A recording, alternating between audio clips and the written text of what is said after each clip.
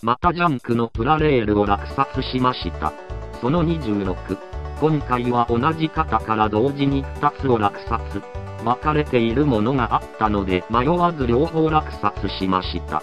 合わせて 14.7kg で5650円。では開封します。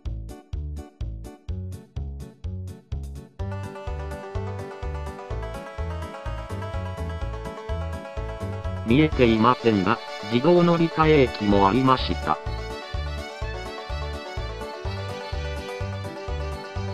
異物が少なく、電池は半分ほどが電気でした。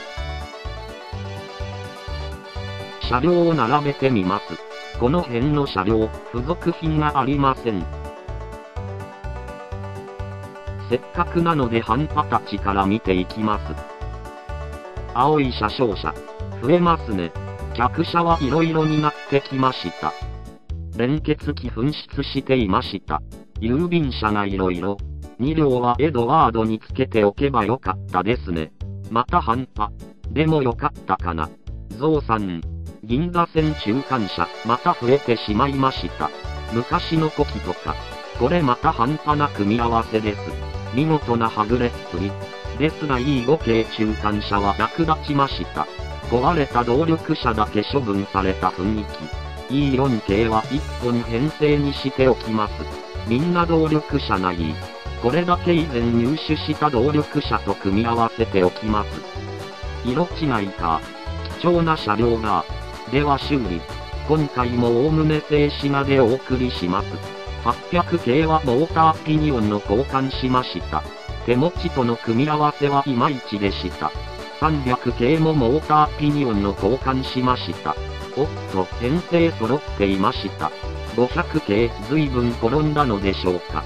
車軸の歯車、モーターピニオンの交換し、連結機取り付け部をネジで代用しました。青い500系はモーターピニオンの交換しました。また500系は動きませんでしたが、金具を磨いて、モーターピニオンの交換しました。広島電鉄5100型路面電車はモーターピニオンの交換しました。中はトーマスシリーズと同じなんですね。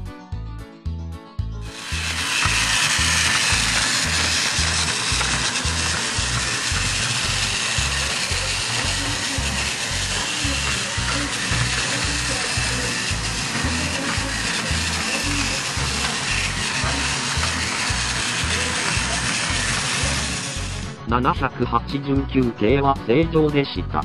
ウィン350はモーターピニオンの交換しました。700系は長い歯車とモーターピニオンの交換しました。エドワードは正常でした。ET300 の1の黄色。1両は金具を少々磨きましたが、どれも正常でした。銀ラピートは車軸の歯車とモーターピニオンの交換しました。なお、クラウンギアの当たりが良くなかったので、いつの間にかあったこのワッシャーを入れました。これで編成にしておいたら、すぐ売れました。金具が切れてるの残念。また、先ほどのアーバンライナーと台車を入れ替えておけば、下回りの色が揃ったのですが、気づくの遅かったです。サウンドサンダーバードは、連結機を取り付け、車軸の歯車を交換しました。なお、今回もこの中の小さい歯車にホコリが詰まっていました。今日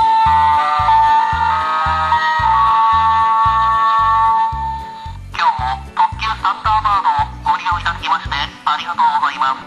さてしかし、スイッチ2で走行しません。スイッチ1は正常のようです。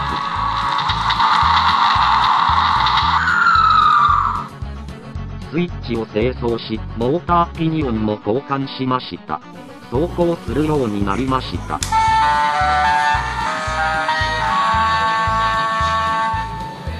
も特急サンダーバードをご利用いただきましてありがとうございます。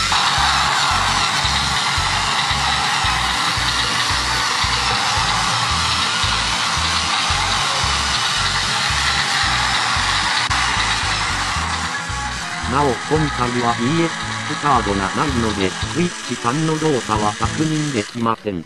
0系は長い歯車とモーターピニオンの交換しました。車体と台車がギリギリなんですが、組み合わせは正しいのでしょうか？もっとおしゃべりヘンリー。緑色のボディが自慢か？動力は清掃するとして、サウンドは金具がダメです。金具につながる線を外して、歯止めを壊して金具を取り出します。金具を磨きました。折れかけているの、見えるかな？両面にハンダ付けして補強。新しい歯止めで取り付けました。外した線を戻します。元気になりました。僕ヘンリー、緑色のボディが自慢か？今日は森へ行って一休んだ。楽しみだな。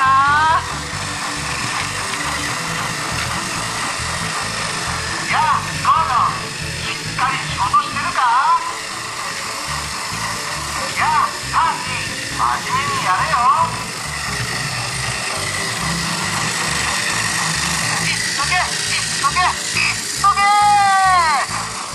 サウンドコントロール700系新幹線。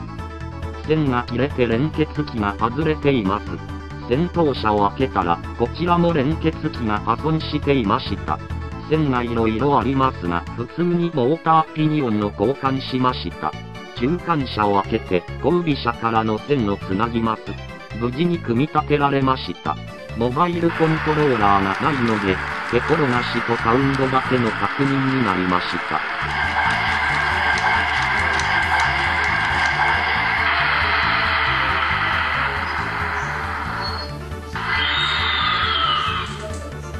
テレビで遊ぼう。僕はプラレール運転手。